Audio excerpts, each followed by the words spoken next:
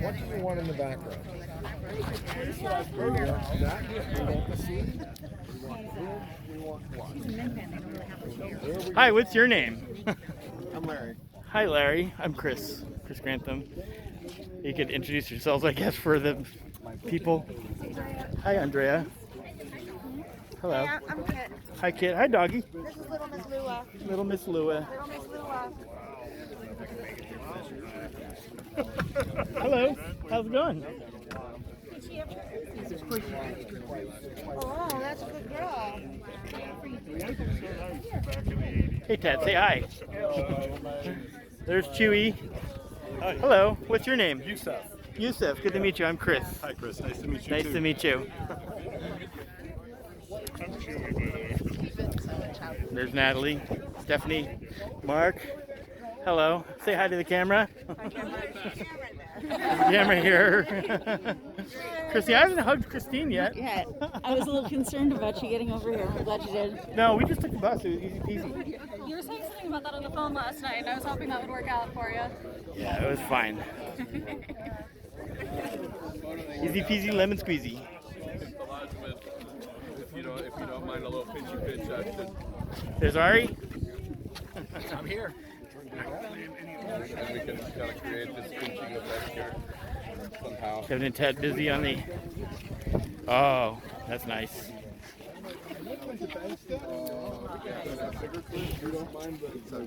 Hey, Erica. It's fine. I wouldn't have confused them. Calhoun. Yeah. Well, that's what. That's what I was told. Evidently, there are a bunch of people coming from the East Bay that Oh, is there really? Okay. We have a clip, grab me a clip. So we put a clip here. And then we clip to that clip. Is that what you're thinking? Two clips? Yeah, or like two clips to make one.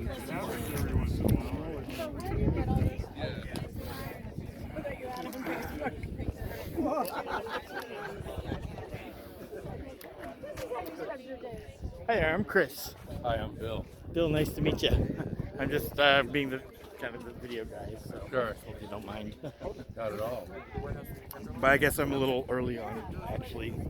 Yeah, The more ceremonial stuff, but this is the, you know, having folks introduce themselves kind of stage, I guess. Awkwardly. Hey, where do you live? I live in Seattle now. I Okay. used to be back in New Jersey. Yeah, I grew up on the Jersey border in Rockland County. Oh, really? Okay, what town? New City. No shit. Yeah, I grew up in Bergen County.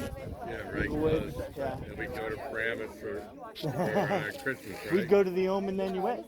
Oh, yeah. Shopper's Paradise. We go see fish in freaking Yeah. where what was the town? Nah, I can't remember.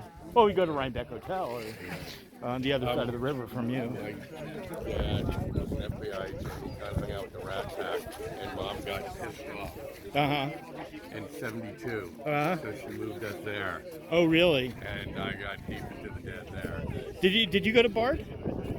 Two. Did you go to Bard with Dorian? Is that how you met Dorian? No, Or we Steve? met, Sorry. We met in the Lower Haight. Oh, did you really? Yeah, and Okay. I spent the '90s with them at shows. Hundreds of shows we went together, and Oh, wow. I would hold the milk carton, get them up front, and What does that mean, milk carton? all these shows are at the stage, Yeah. and Steve was kind of a small guy, and I would muscle my way through, put the milk carton down, So he could photograph. and he would get up to get the shot. And I Oh, loved doing that. perfect, Yeah, man. yeah, all through the '90s. Oh, no Yeah, kidding. yeah. Oh, that's a great. This is exactly the kind of story Yeah. that folks want to know. When he first came to San Francisco, that's when I met him, in the Lower Haight at the Tornado. Yeah, Yeah. at the Tornado. Yeah, I heard a lot about that place. Never actually went there. I will go out there after this. It's the first place. They have down like the hug. It's the first place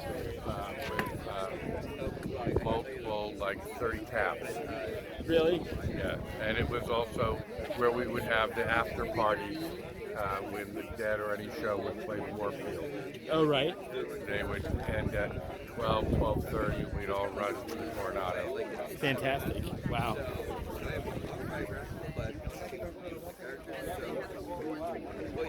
That's too high, I think. Wow. Yeah, so I was friends. If you see, let's see. So a lot of it goes, yeah, so my friend right there, Chris Link from New Jersey, that guy. So we went to high school together. And through Chris Link, I met Steve. And when Steve was, so Steve's a couple years older. And through Steve, I met our other friend Kevin over there. I'm not sure if you know him. Kevin's white hair right there. And when Steve went to Bard, so like I came up to see him at Bard in like '86 or something. That's where I met Kevin. But I guess I probably met Steve in 84, 85. Yeah, we both had the rock and roll addiction. Yeah. And we both got in by different means and any mean necessary. Right. Yeah. I need a miracle. Yeah. Well, he had the photography thing going, so. Yeah. Hello. Hi, I'm Chris. What's your name? Chris and Kevin. Kevin. Oh, another Kevin. Yeah, all right. We got our other Kevin's here. old friend. Yeah. How do you know Steve? We're friends from the neighborhood. Oh, you lived in the Haight We too? arrived around the same time. Oh, did you really? 80s, affinity for the Oh, really? music and the Dead. Nice. Yeah, just knew him from the neighborhood. Yeah. Do you see a lot of shows with him? We were good friends. I'd always see him working the shows. You see him working the shows. Okay. And, Right. It's like can't talk. Jerry Day. And, that's how I remember him. Always, he has his gear on. Right. You know, shooting. We talked all the time. It Oh, was, awesome. Yeah, but he was focused on his craft. Yeah. Yeah, I got one of his Jerry photos. Oh yeah. Sure. I think the Phoenix show, Arizona show. Uh-huh. When he graduated at State. When he graduated, what do you mean? Well, he took classes out at State. For Oh, photography, right, that's right. And I was like, oh, congratulations! I wanted to. Yeah. Well, a lot of us I've been have wanting some. to buy his photos for so long. Right. Yeah. Yeah. I know. We've got a few myself. So over 30 years. Yeah. Yeah. Yeah. Well, I've only known him a couple years longer than me because I knew him from back in New Jersey. You did. Yeah, Yeah. yeah. Awesome. From There's a some- whole Jersey contingent. There's a whole Jersey You knew contingent. Tad, I yeah, guess, too. Exactly. Yeah. And yeah. Yeah. And Stu. Yeah. All of them. So that's Stu? That's I don't remember Stu. Stu. I guess he was not from Jersey, but East Coast tour. East Coast tour. Yeah, Okay. longtime friends with Steve. Which one is Steve? Gentleman. Stu and sorry, he's from Jersey. Oh, okay. Yeah. Cool. Get their memories too. Yeah. Yeah. Awesome. Great.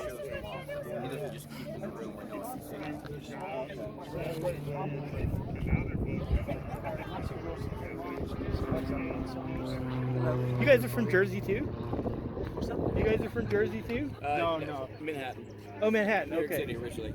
Oh, really? Okay. Yeah. Yeah. I mean, well, Eric and Steve lived in Manhattan when he was young. Yeah. I You know. met Steve originally East Coast tour Oh, mid right. 80s. Oh, in the mid '80s. Oh, okay. Yeah. We knew him from Grateful Dead tour. Yeah, Oh, yeah. right. Yeah, and then we I met him in 1987 or 88, I think. Yeah.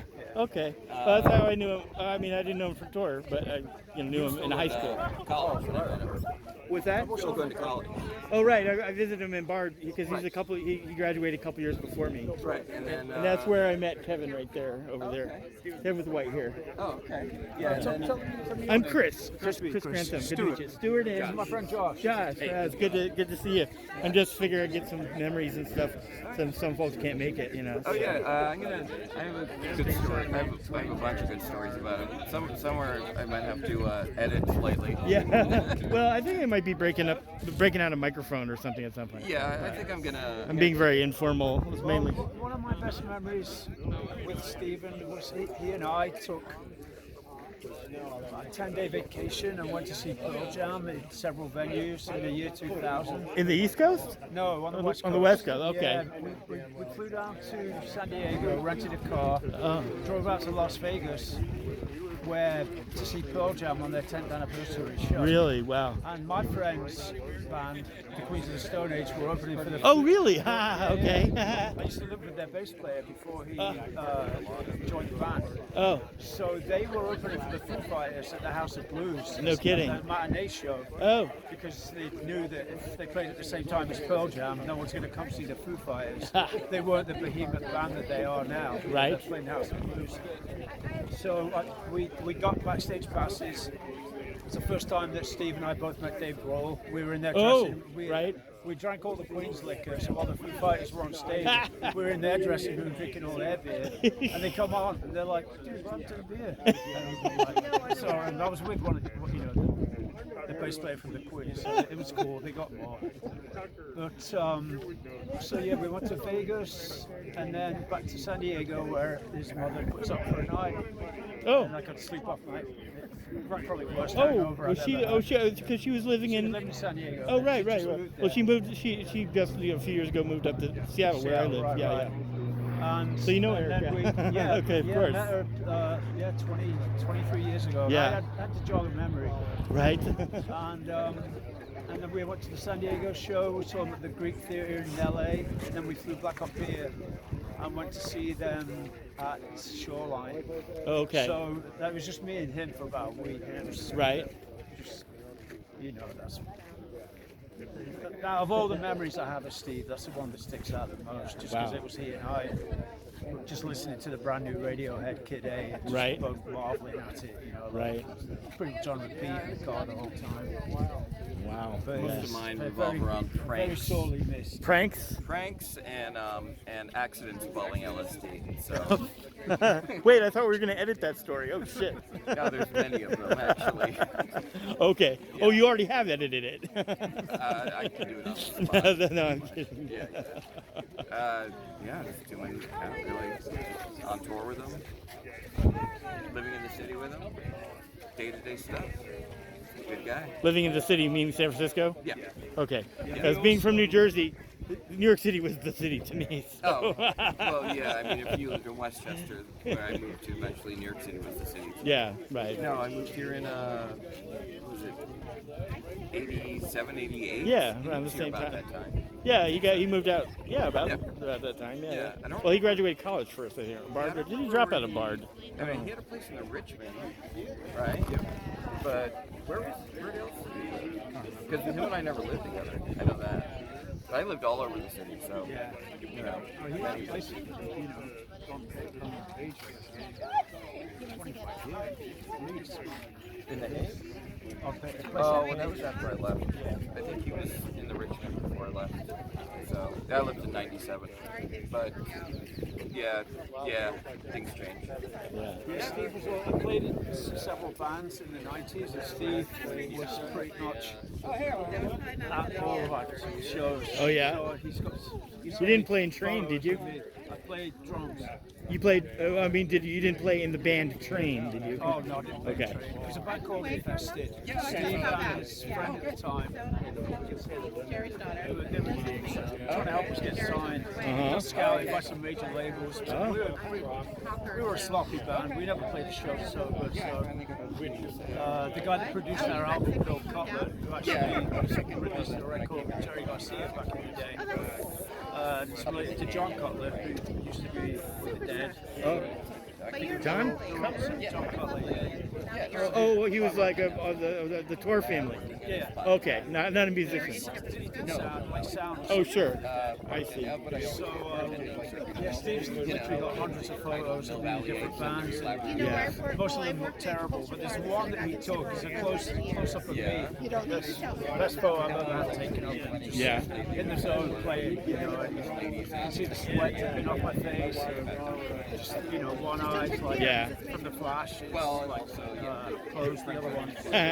Right. Wide open. It's a great photo.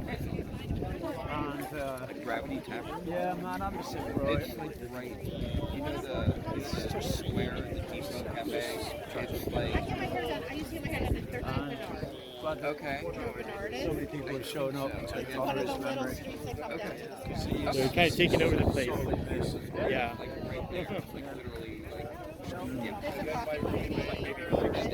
Yeah. And even, did you know the right place to go? Because we wound up in that parking lot down there. I did know the right place. Oh, did you? Yeah. I've lived here since 1990. Okay, I So don't think we heard. Ride my mountain bike. All we got was a Google map and not the SS whatever they got. Yeah. I know. SS USSF Memorial. I have to text my friend on Dorian. Like this. Is it in Fort Miley? Oh, we're going to her place afterwards, apparently. Oh, yeah? Nice. Well, she lives kind of close by, right? I don't know where she lives. She Oh. just moved back to town. Oh, okay. From Grass Valley. I see. She pretty much spent the whole Oh, yeah? I almost brought it.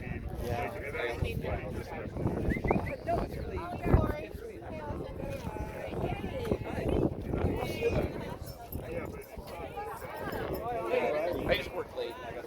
Hello. What's your name? I'm Chris. Rich Hughes. Rich Hughes? Yes. Nice to meet you. And who's this? This is Stinson. Stinson. Oh, you're such a cute doggy.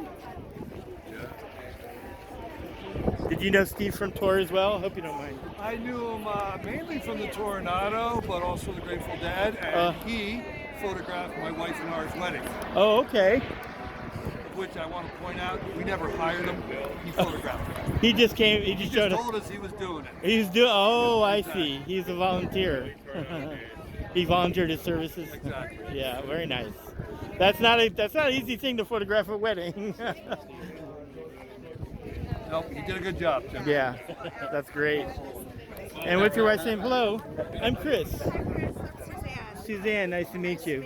He was just telling me that Steve came to your wedding and just like decided that he was gonna. It was prearranged. It was pre-arranged. Oh, okay. He told us that he was photographing our Oh, wedding. you didn't ask him. He Yeah, told you. Exactly. He knew. He found out you're getting married and then said, okay, well I'm doing that. That's my gift to you guys, right? Is what he said. It was a good one, Tim. Yeah, I bet. What's your dog's name again? This is Stinson. Stinson. Hi, Stinson. Beautiful. And whose dog is that? Who's the doggy? Doubleheader lacrosse game. Get the double Stinson photo right here. I suspect this will be his first game this season.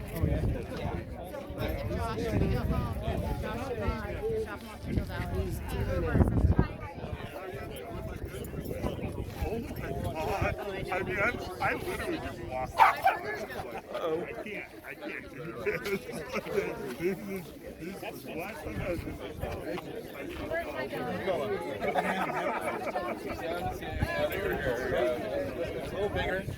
A little bigger. Not much taller. Why you seem a little taller? I'm not. Hey, what's a good memory from tour, or something? Good memory from tour was, let's see, Steven getting into the show, cutting through the lines. I think he was flanked with Tad and a couple other people. Right. And they grabbed him under the arms, and Steven started saying, "I gotta puke! I gotta puke! Oh, I'm gonna puke!" Oh, that's a Started like the great Red fucking idea. sea. Oh, that'll Straight work. in. Right.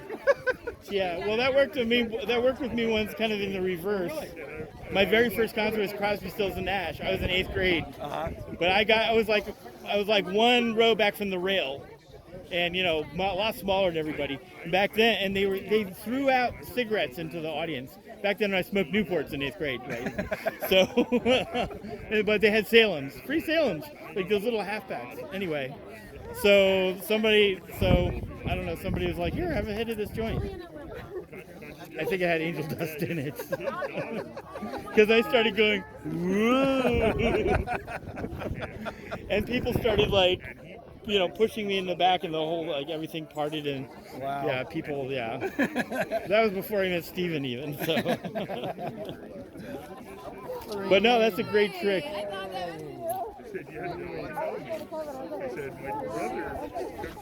Hi, what's your name? I'm Tom. Tom, I'm Chris.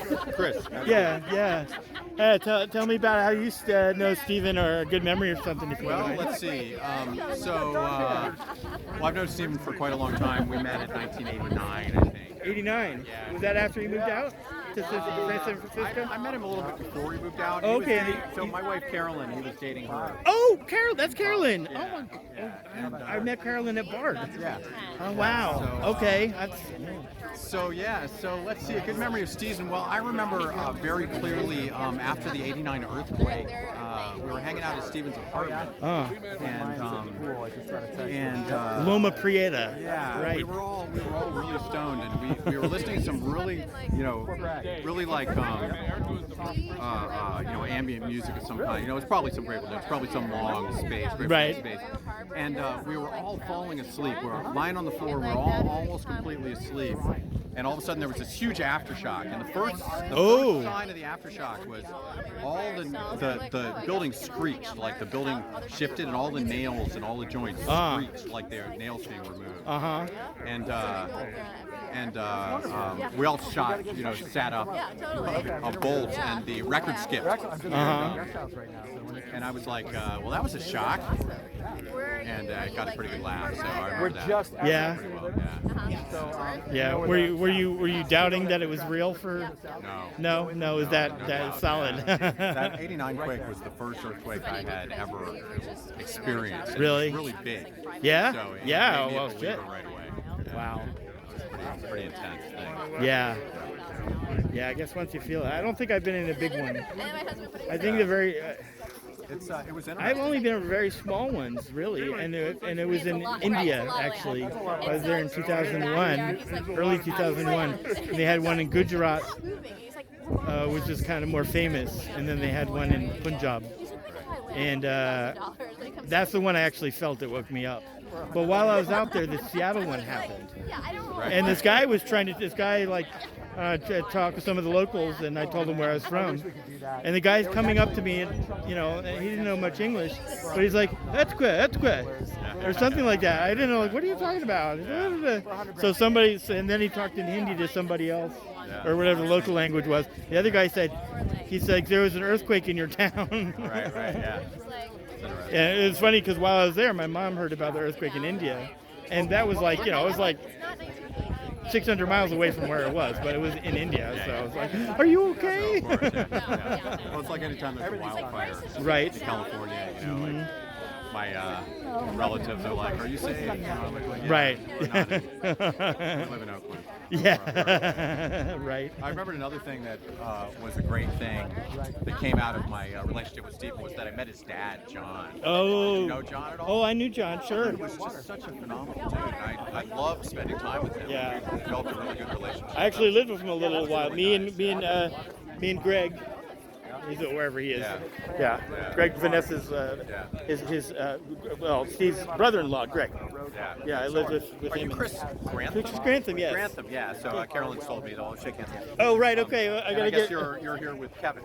Well. Or you're friends with Kevin. McCall. Yeah. I met Kevin at Bard. Actually. Yeah, Kevin and I have a new. Just started a relationship. He's a really great guy too. I love spending time. Yeah. He's so into food, Right. Oh, And right. I'm no kidding. Totally into food. Yeah. We share a lot. Yeah. Oh man, I've been out. Well, I've been down here a couple times when he was working for Michael Mina. Yeah. And I got Got a good treatment there. I got a. I had the good luck to be close friends with Michael Mina, executive chef Andrew Pudney. And he worked at I can't remember the Aqua for a long time in the kitchen there. I heard of Aqua. And then he was the executive chef executive chef at Pisces, which was down in Burlingame. Okay. And, Another seafood restaurant apparently. Yeah. That place was incredible, and he had Carolyn and I down there and treated us to a 7-course meal with wine pairing. Yes, I know. It was probably if I'd paid for it, it'd probably been like $800. $700. Yeah. He said I left the $300 tip. Yeah, I left something like that. I left a tip. $300 tip. I left a tip longer, like bigger than any meal I'd ever paid for. But yeah. he said, if I take care of his people, he's going to take care of me. Yeah, that's a wonderful thing right there. But enough about Kevin, anyway. It's like your restaurant friends, they can never hang out with you because they work every evening. Right. You know, they're working right into the evening. Right. But there's also some great benefits. Like Yeah. free food. Right. And I remember Andrew used to, every once in a while, he would come over with like a whole foie gras that they were going to get rid of. You know, Oh my it was gosh. like, it wasn't perfectly fresh anymore. Or whatever. So that was pretty cool. Awesome. Okay, is that Carolyn right there? That's Carolyn in the. Oh, I got to go say hi to Carolyn. Nice to meet you. I got paella set up. So I can do paella.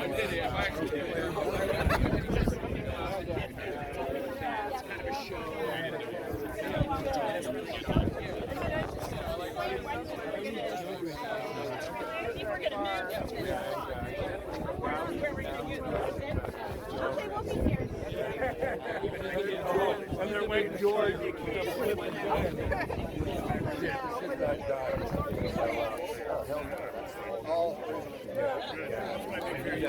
Hi, Carolyn. Good to see you. Been a long time. I'm not sure if I've actually seen you since Bard College.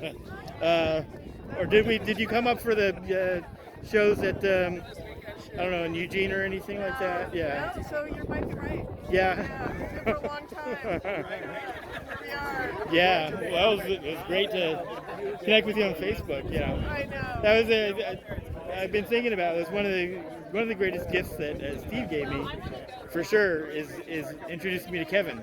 Yeah. Yeah, because we stayed friends like forever. Yeah, that's good. I know. I mean, it's always been like a tight knit group, and so Say again? it's always been like a really tight knit group, and I love that. You know. Yeah. Well, yeah, a lot of us moved to Seattle. I mean, I lived with Kevin for a while. I lived with Greg, his brother-in-law, and Vanessa. I lived with Vanessa's sister for a while back in New Jersey. Yeah. I lived with Ari. I'm trying to remember. I don't think I lived with Ari, but yeah. I lived with Chris, his other friend from high school. Chris and Mark, other high school. Well, this is Chris right here. Mark is, yeah, you know, Mark is somewhere. And yeah. So I was just getting like dead horse stories from people or whatever. Yeah. So, Yeah. Until we crank up the microphone and. Did you see West Coast shows with Steve at all? Often. Yeah, Okay. Yeah.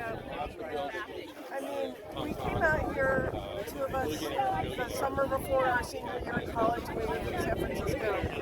We had sublet in an apartment. Oh, okay. And, we went to a ton of shows there. Right. Which part of town did you live in? We lived in. It was not that far from Union Street. It was kind of a Tony little sublet, and it was kind of an illegal sublet. And but we lived there, and we both got jobs, and I was like, I got to go back and finish my degree, and so I left, and he actually stayed out here in San Francisco, and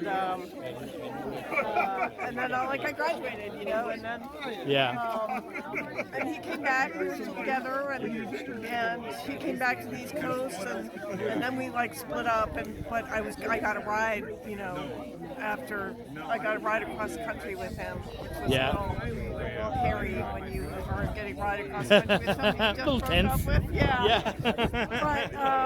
But I did, and then we saw each other, not recently, but we kept in touch, so it's a hard thing.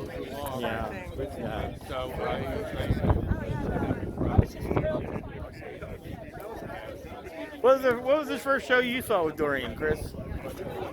Probably Billy Joel. You saw Billy Joel, New York City?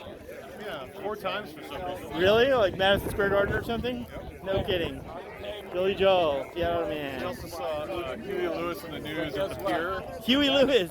Well, Huey Lewis played. They had double billed with the Dead for a while too. I think I remember. I don't recall that. But maybe not those shows. They had Tower of Power play with them. Oh, with Huey Lewis? Yep. Oh, really? They also, they toured with the Dead, Tower of Power, and the Deadheads hated them. They hated them. That's what I heard. I don't know. But they liked it later. I mean, that was back in the, I don't know, early 80s or something, maybe late 70s. They liked it apparently years later when Branford Marsalis started doing shows with the Dead. They liked that. They liked it. Okay. But I don't know. That's just what I heard. So. Yeah, Tower Power kind of goes with everyone. Oh, I think so. Yeah, I mean, they also play with all kinds of different people. Yeah, exactly. They play at Jazz Alley all the time. Yeah. Did you go to your first Dead show, Steve? No, I don't think so. Oh, okay. I might have even seen the Grateful Dead before he did. Really? Wow. I think I went to my first Dead show with Laurel. Laurel? Yeah. Laurel Sweeney. Yeah, Oh, I see. She got me into Dead. Oh, really? Okay, because you guys worked at Everything Yogurt together. That's right. That's right.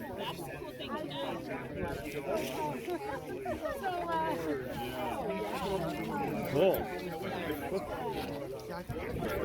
What's that? I got to think about that. Whether I guess you're the camera. Well, sort of. Yeah. What? Okay.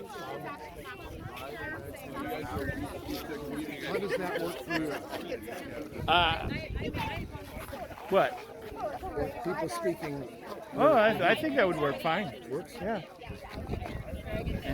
I'm not expert. I'm not a professional, so. But yeah, I did hear. I think that it's going to be helpful to have the little karaoke microphone. I don't know the little karaoke microphone.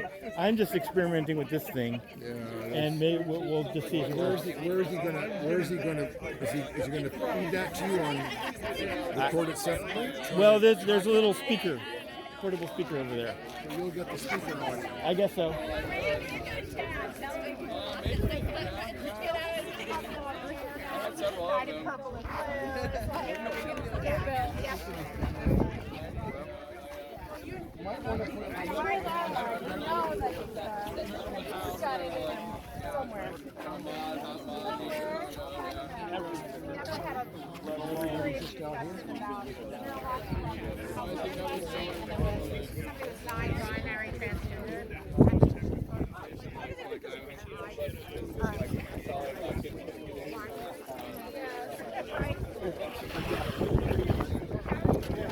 You care to share a memory, Steve? There's so many. I know there's so many. I feel pretty blessed because he's been working for me for the last 4 years. Oh, so right. I got to spend more time with him than probably anybody. For the last 4 years. Walking dogs. Walking dogs. Yeah. Yeah, I got a couple friends. Well, unfortunately, one passed away. That was that was what their life. So, I miss him. Yeah. It's really been hitting me now. Like, it always hits you like, has it been 6 months yet? I don't know. Yeah. But the dogs miss him, I miss him. Our dog misses him. Who's that? That's Jelly Bean. Jelly Bean! Steven used to always take care of him. Aww. I mean, that's so great. He's got her all dressed up. I'm wearing my tie-dyes here. Yeah. Yeah. Got the dog dressed up. Yeah. Bright colors here. It's so great. I had to get together with your little buddies, every day or whatever, several times a week, right? You take them out, get them some exercise, get yourself some exercise, right? That's nice. Do you know kids, April? We just met. We met. I met. Yeah, Kim and Lodo and I. Hi, I'm Chris. Who are you? Marie. Nice to meet Marie, you, I'm Chris Grantham, yeah. And you are family? No, I knew Stephen back in New Jersey from the late 80s. Wow. Yeah. Cool. So a lot of So folks. you're old school friends. I guess so, yeah. Well, yeah. Yeah. I mean, the 80s were kind of a long time ago. Kind of long. We don't want to admit it. Yeah, that's right. All right, I'm going to get whatever else is happening over here. The teacher was going to say, the teacher was got it in the shot. Hello, everyone. Is this working properly? Can you hear me? A little high? Getting feedback. A little feedback? A little higher? Good? Just don't stand in front of the microphone. A little higher like that? Get a little bit higher.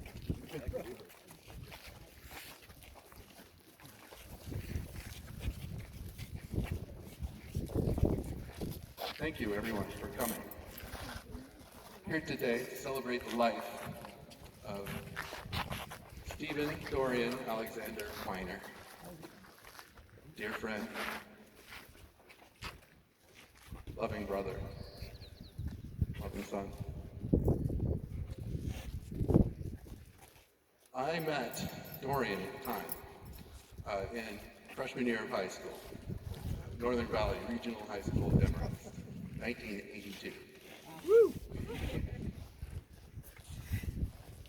We were fast friends. We were both new kids in school, and he showed me everything. He introduced me to everything.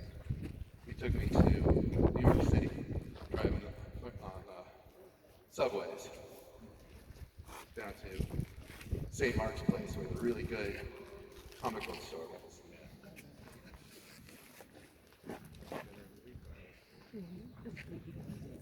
He introduced me to everything, my favorite band, which is not the Grateful Dead.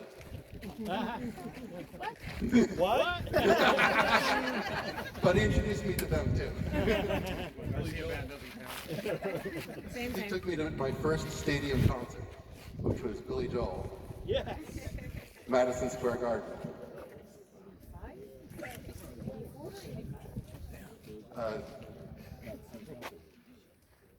Be the Nylon Curtain tour.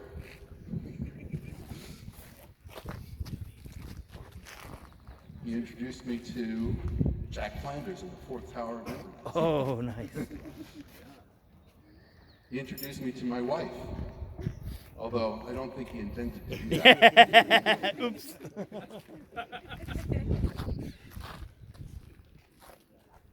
He was the first among us in everything. It's no surprise that I followed him up to upstate New York, where we found some more people to live our lives with.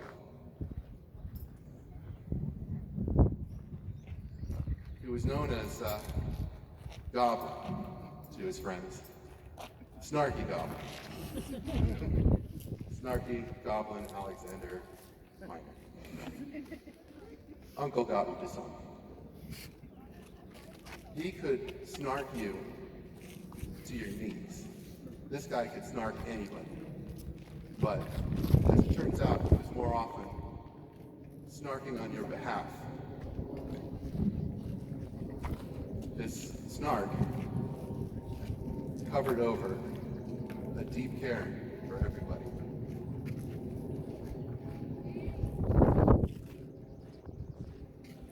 His snark was born of a deep love for everyone. And I'm going to miss him dearly. I'd like to pass the microphone to anybody who has words to share for a little while.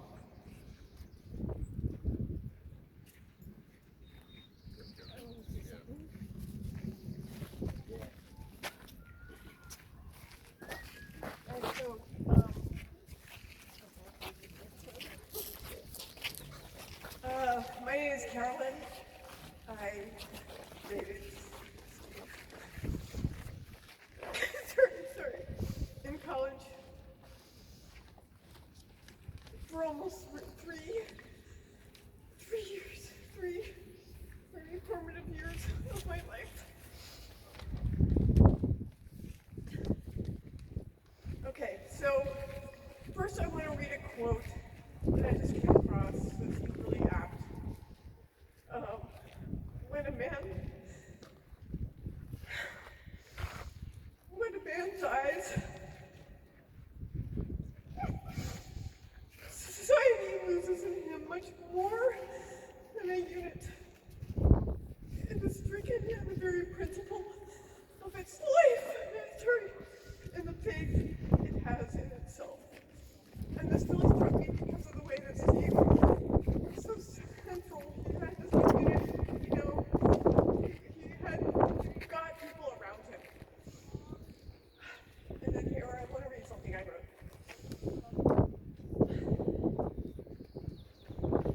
I remember you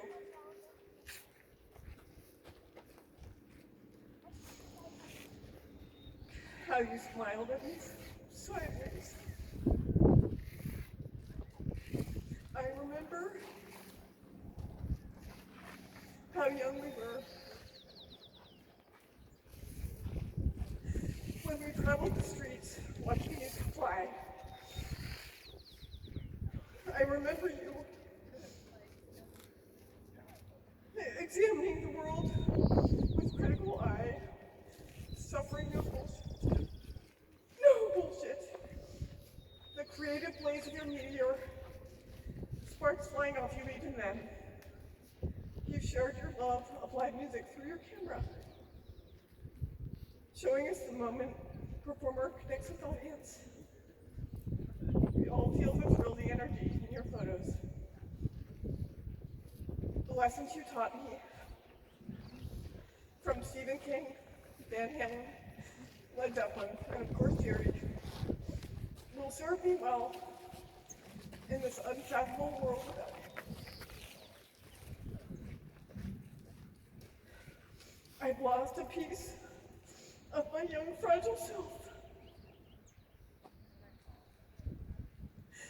who I hold inside. I'll always remember you. I wish you hadn't left so soon.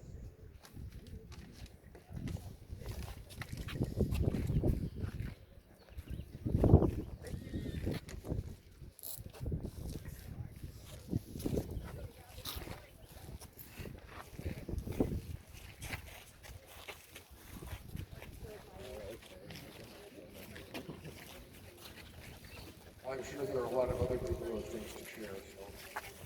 So, I go back to '74, yes, and Dorian and Vanessa and Erica moved into the same building I was in,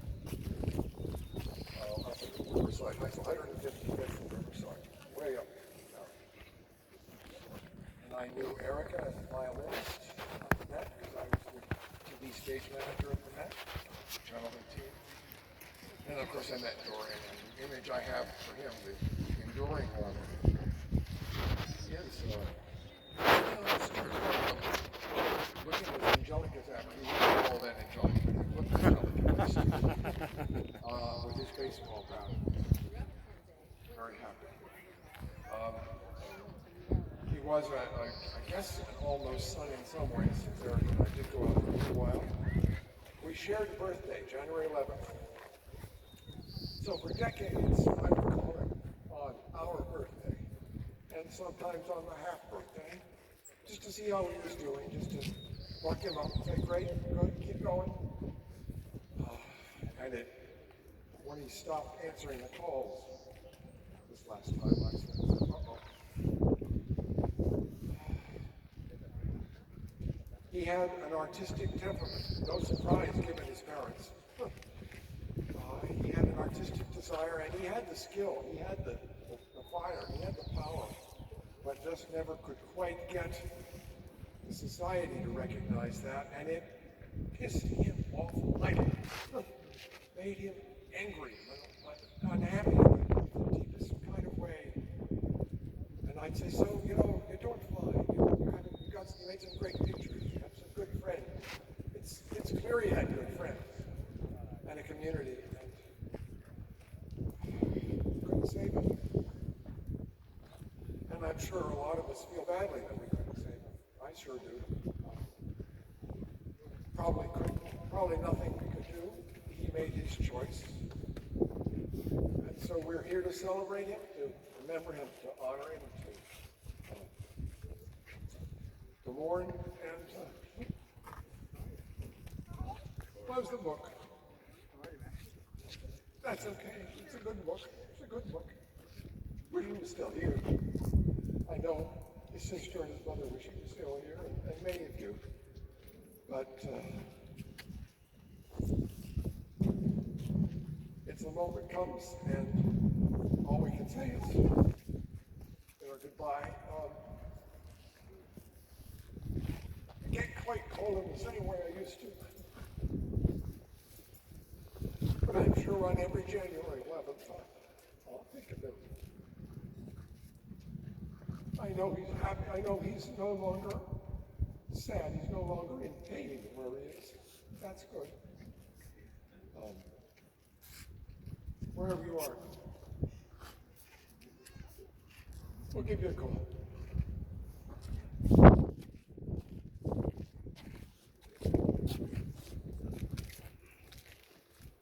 Step up. Step up. Hey everybody, I'm Kevin.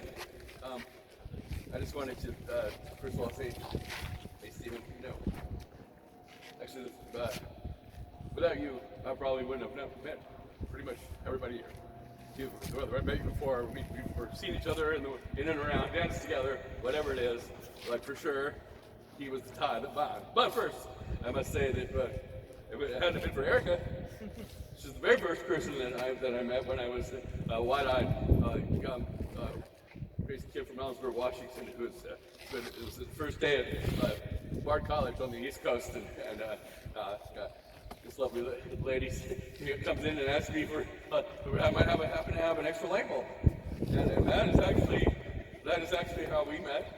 And thank God for that light bulb. That light bulb, I cherish that thought more than you know. And I owe a lot to that.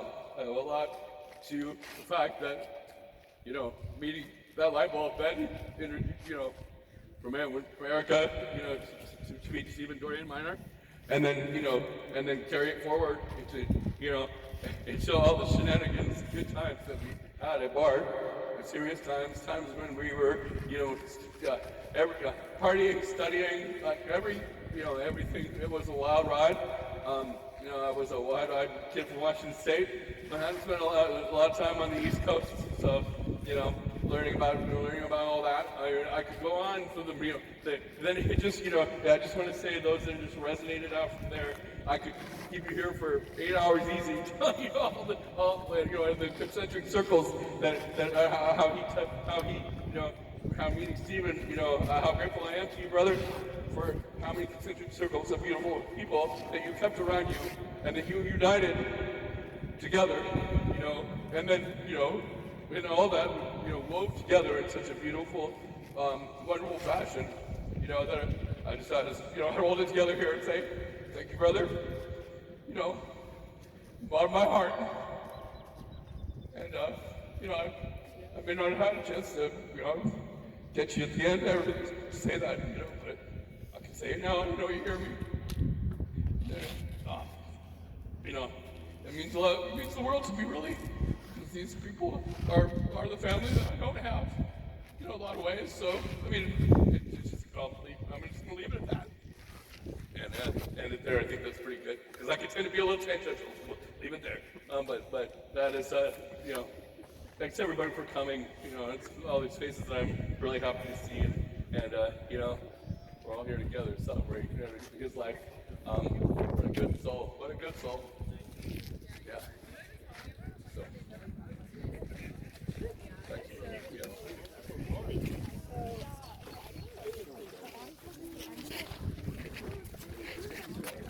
I could probably segue with that a little bit, because as Kevin mentioned, this is our family. This is our family here, and it's amazing to see all of his local family here, and I have so much gratitude for you all, and that's really one of the biggest life lessons that we all get, is gratitude, and he lived for it. He lived for the opportunity to see music and people functioning together.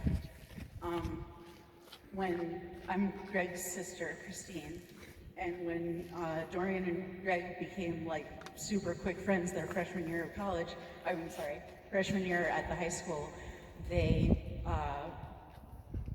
palled around together and created an energy field, and somewhere around the spring of that year, they decided that they were going to throw a party, and that it would be the most epic party that ever was, and therefore its name had to be printed in italics because it was the party of all parties. So they're 14 years old, I'm 9, and all of our friend group, which was linked through, the community that existed, turned this event that happened in June of epic proportions, and it was known as the Italics Party. And they did it for the entire 4 years that they were in school, and then they went to college, and it lasted another 4 years while I was in school, so that every June, every single person would come back together in June, and that's what kept our family tight, regardless of everything. And then it lasted 2 more years beyond that, so it was a decade of perhaps the most epic high school party that is known on the East Coast. Consistent. Legendary. And I know that within my class, so this is the second generation of it within my class, by the time I graduated, every single person in my high school had attended an Italics party at least once. So the cohesion that created among all of us to care about each other and stay for the long haul. You know, it wasn't like a driving thing. It was about everybody to stay and have everything they needed and be comfortable and to meet new people and to have the best and most important experiences. And Dorian kept me out of way more trouble than he got me into. Yes, because he required, as my second older brother, he required that I learn from his mistakes. and you know, meeting Erica, she became a second mom to me as well. And I really appreciate and love all of you. And thank you.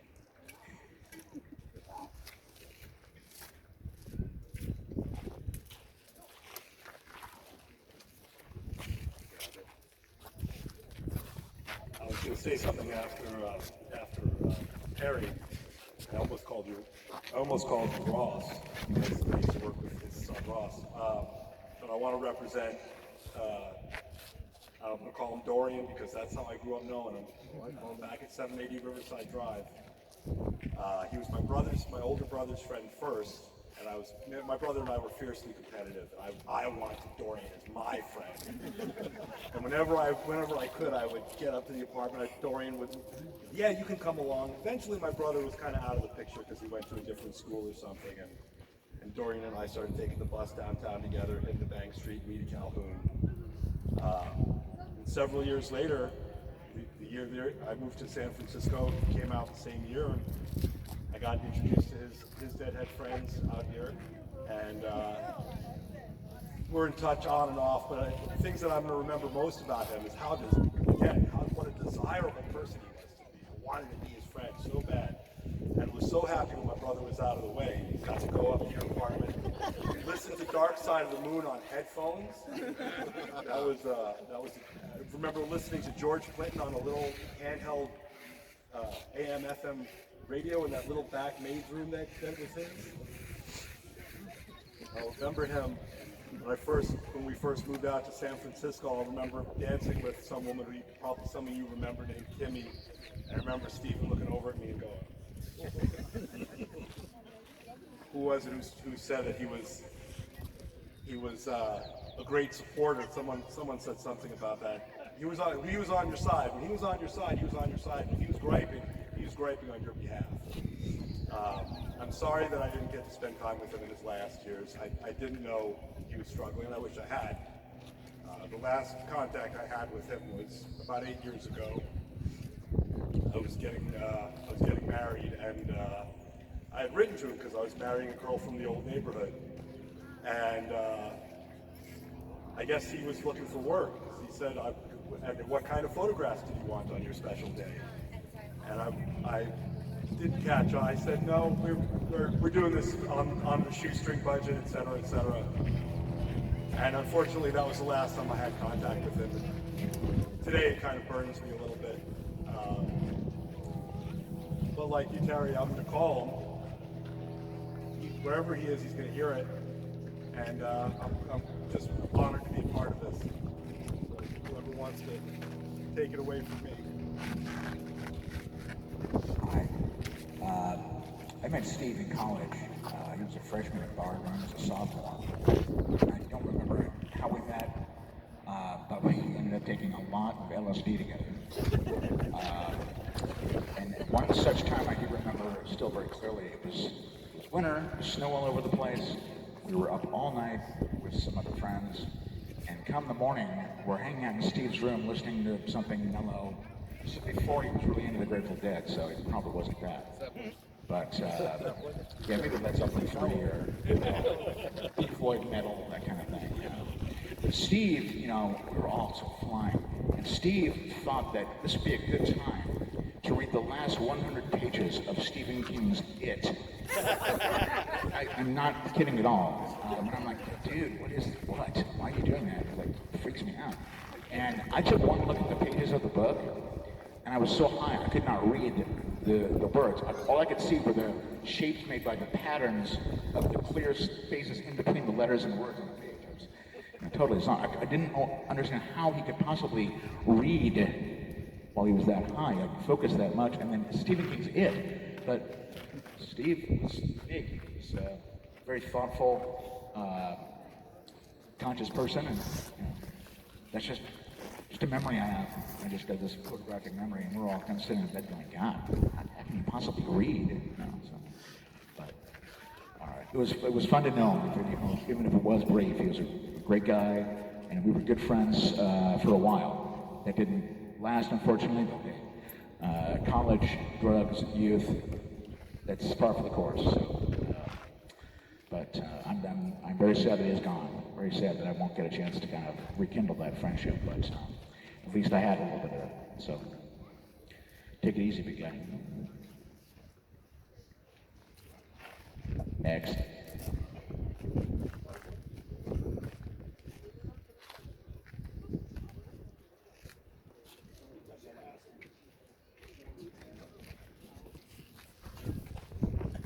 The last word is said by.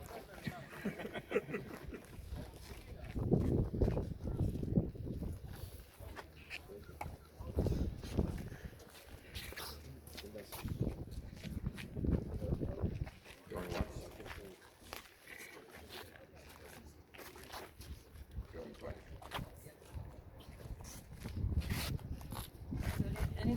Anyone else who would like to share? Or you can share with all of us privately later on. So I just want to say, if you want to call it the last word, it said, and I don't remember who said it, but when they choose to leave, they take half of you with them. And that's the way I feel. So rest well and good night, sweet dreams.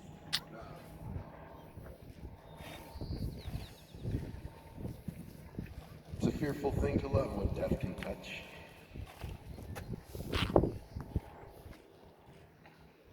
So we're going to commit Stephen's ashes to this beautiful place. Tad is going to do the honors. As I, yeah, so we don't have a big Lebowski moment.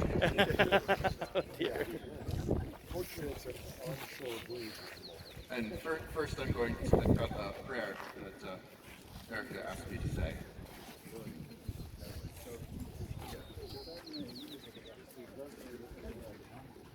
It's kind of blowing towards us.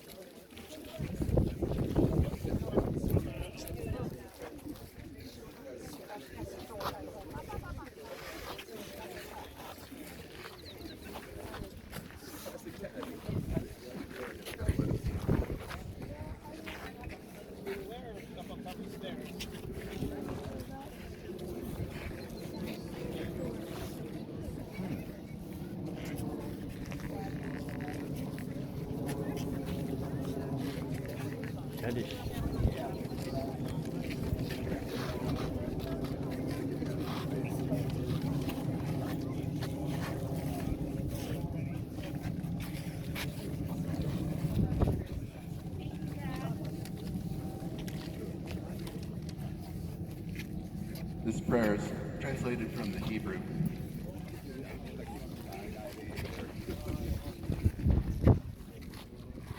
O God, full of compassion, who dwells on high, grant true rest upon the wings of the Shekinah, divine presence, in the exalted spheres of the holy and pure, who shine as the resplendence of the firmament to the soul of Stephen Ben Erica, who has gone to his celestial world.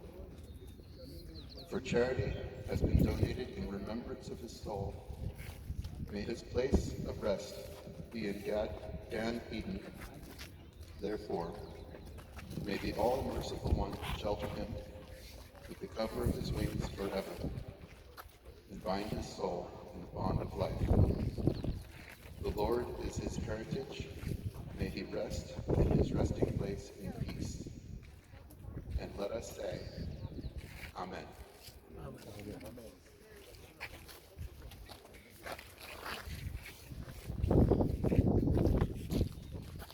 Thank you, everyone. Thank you.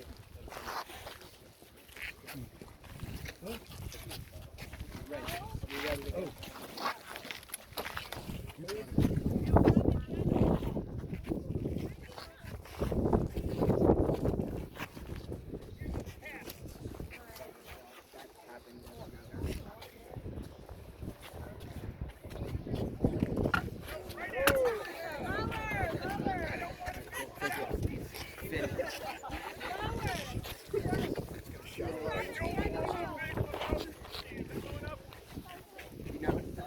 I know, it's just a little prank. That's probably him blowing. Yeah, a prank. Exactly.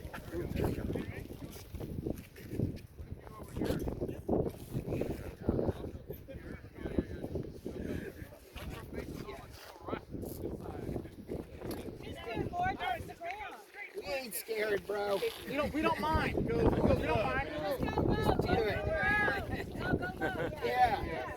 Now throw it up in the air. Fire in the ocean. Sophie, you're making me nervous. Real low. Just do it on the ground. Flowers. Yeah. There you go. There you go.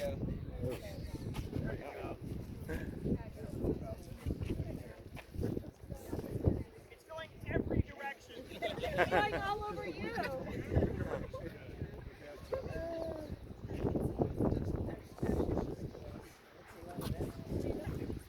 Tad, you're a good friend. Tad.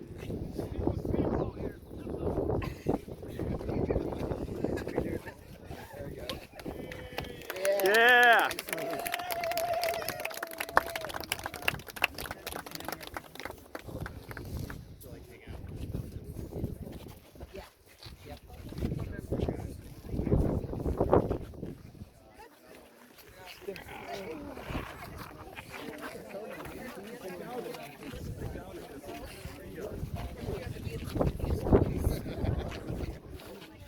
I mean, I would say it would have been sometime between 18 and 18. So it had to have been on the later side. It had to have been like 86. I mean, you can always ask. I'll be looking for you at this. Malenki. I have one other memory. Aside from saying The thing is that you said about getting it's class to walk out. So it must have been 85, 86. Because it's still in the police station. Walking out of the elevator. He had his hands like this, and it was licking him. That was like he was going down his thigh. That's the one story I've heard. Yes, she's a cute little redhead girl, and he just had her. Yeah,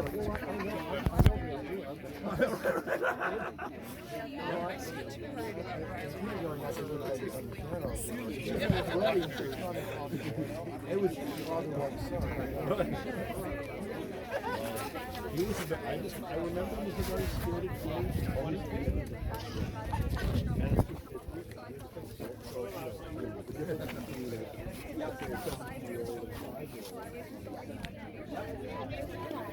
now I'm 54 and he's 142.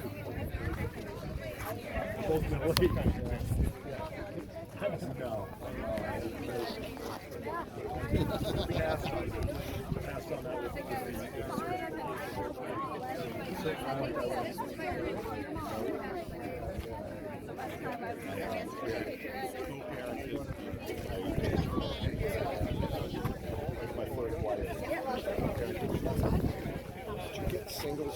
much everybody else here. Not really. You might just what I know what I do. I'm not. I would take the camera and just try to make sure you get everything. Oh, I walked around You and did that talked before. to people and just memories and That's stuff. that's the sometimes you can pull off skills off. Oh, right, for sure. No, I did some of that. So yeah, we're I just we were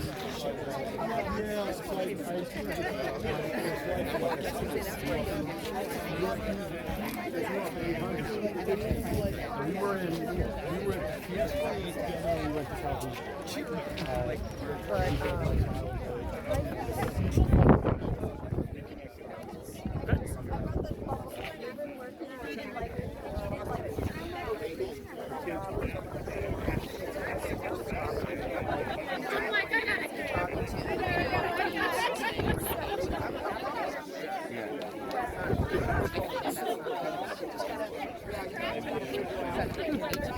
Oh, no, I mean, just bartender, so they're just serving, you know, type people in their lab. And she said, a lot of fucking labradoodles there. I'm just getting some B-roll. Yeah, I live with my sister. Yeah, it's the first time, you know, like your kids come together.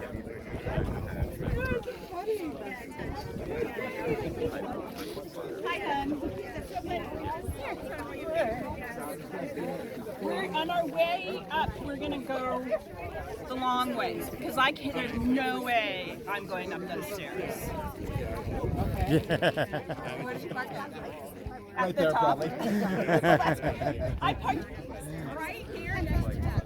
But still, I know it's just like.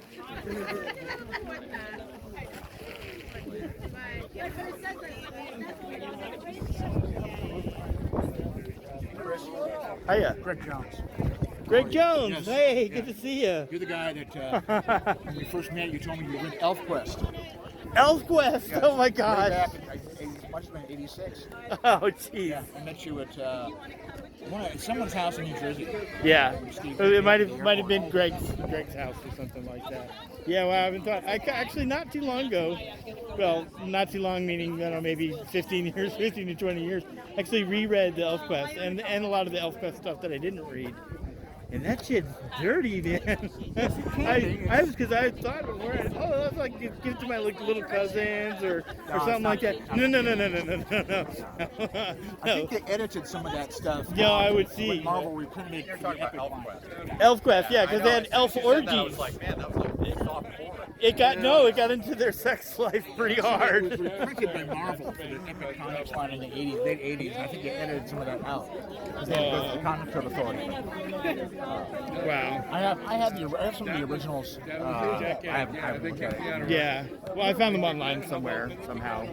I read a big interview with the Peenies, though, which was Wendy Peeney in a magazine. Oh, okay. Readers. Yeah. Right. And Wendy Peeney used to go to comic conventions in the 70s and dress up as Red Soda. With a Oh, really? Yes. Okay. And she was, yeah. Hey, give me a memory, Steve, would you?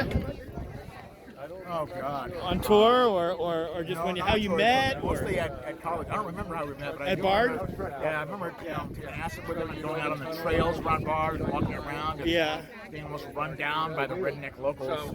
I remember Steve's taste in music was we crossed over a bit, but I didn't listen to stuff like Billy Joel. That was like I was coming from I had gone from punk to metal, and I was just beginning to listen to like the Dead, Steely Dan, and that kind of thing. Right. So was Steve. So before that, it was Dark Side, Pink Floyd. He was so into Pink Floyd. Oh yeah. And Zeppelin. Brother Zeppelin. Yeah. Did you go to many shows with him? Or? No. I left. I didn't go back for the fall semester when I was a junior. In the intervening is when Steve really got into the Dead scene.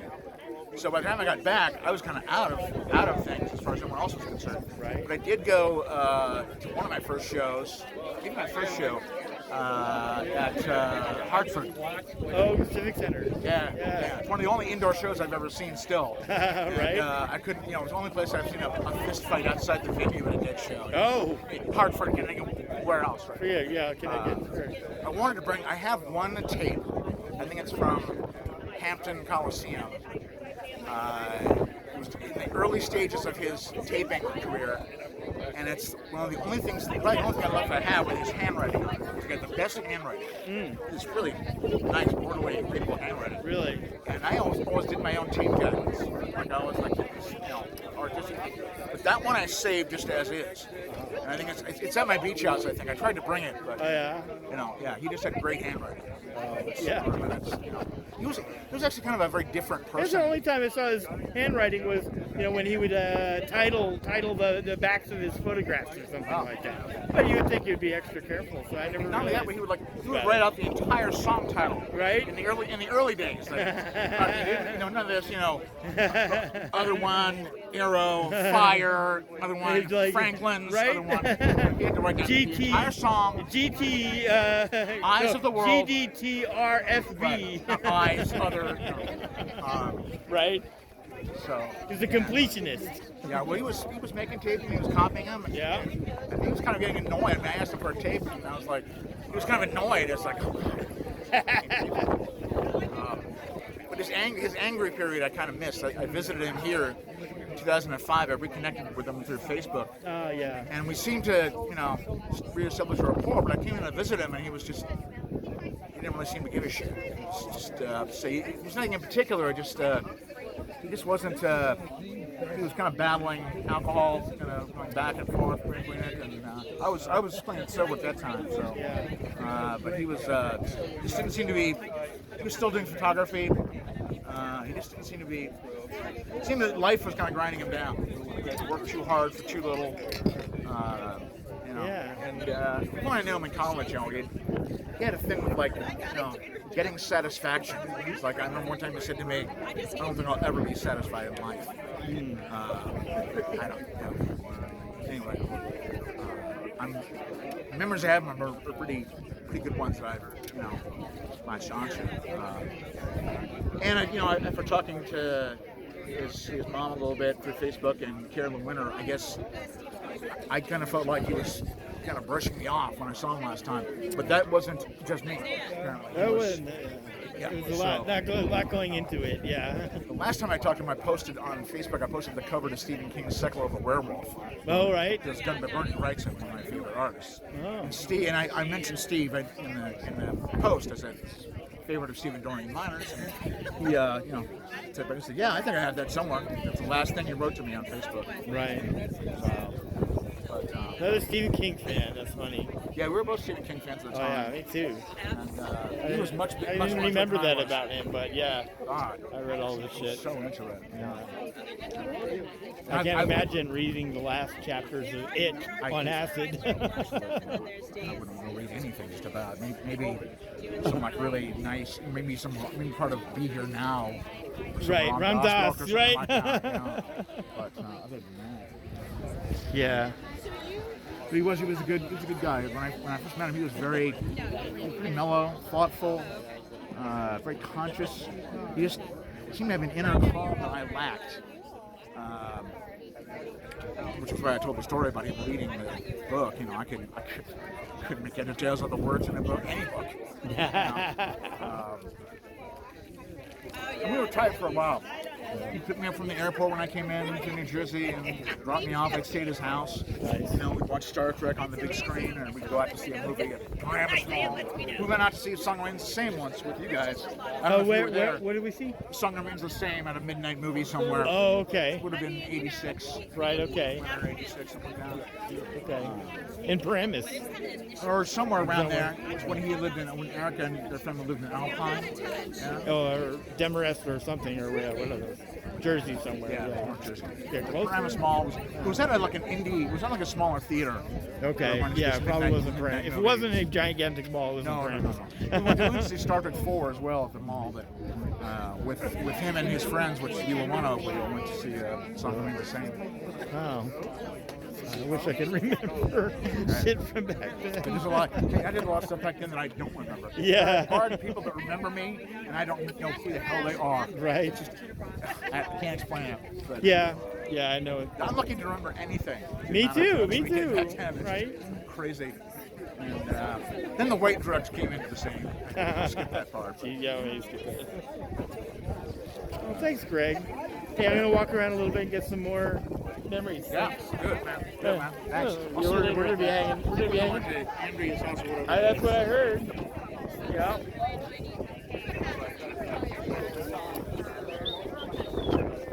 Hello. Did I meet you yet? I'm sorry. That's okay. I'm Suzanne. I'm just getting pictures and, I don't know, stories or whatever, if you care to share something. All right. If you want. Steven at the Tornado, I think.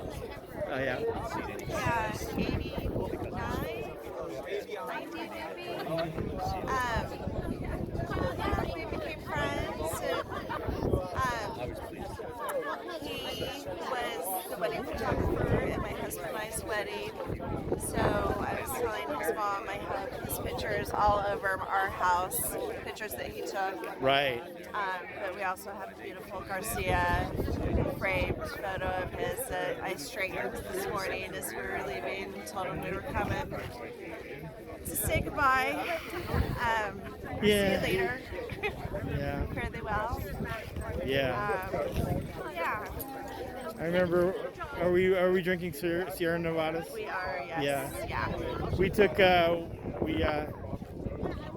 We saw it at the Eugene shows. We sold those and a few others. Out of a cooler.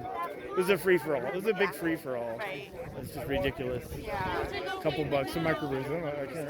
I was not even a beer drinker myself. No. But I had the entire back of my station wagon filled with cases of beer. Yeah. And yeah.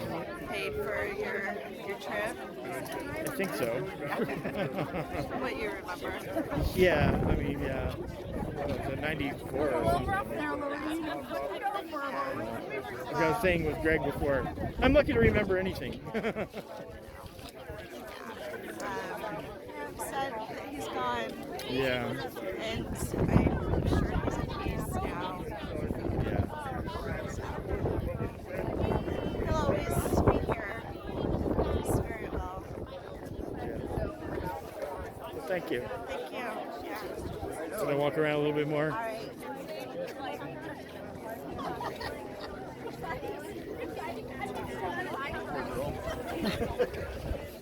How are you?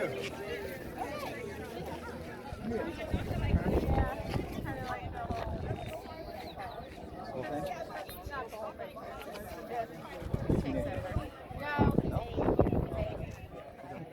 Oh, I'm sorry. I'm just getting some stills, or if folks want to tell a story or something. That's cool. I would say this. There I'm was all a ears. lot of photographers that took pictures of all of us dancing and at shows and this, but there was only one. He was our photographer. He was the one that we allowed to take our picture back 30 years ago, and no one else could. And he was always, he always made sure that he found all of our friends and got some pictures, like all the Jerry days and all he was really, A memorial too. the art on my wall that's Grateful Dead photos are his photos, he was I always think of him as, he was our guy, because he was our friend. I don't know what to say. I didn't see him a lot in the last few years, unfortunately, just here and there. But we had a couple bonds. We had a New Jersey bond when we first met. You and too, we had, huh? yeah, and we had a photography bond. So before he went to school for it and everything, we did. I had a dark room in my closet. Oh. A closet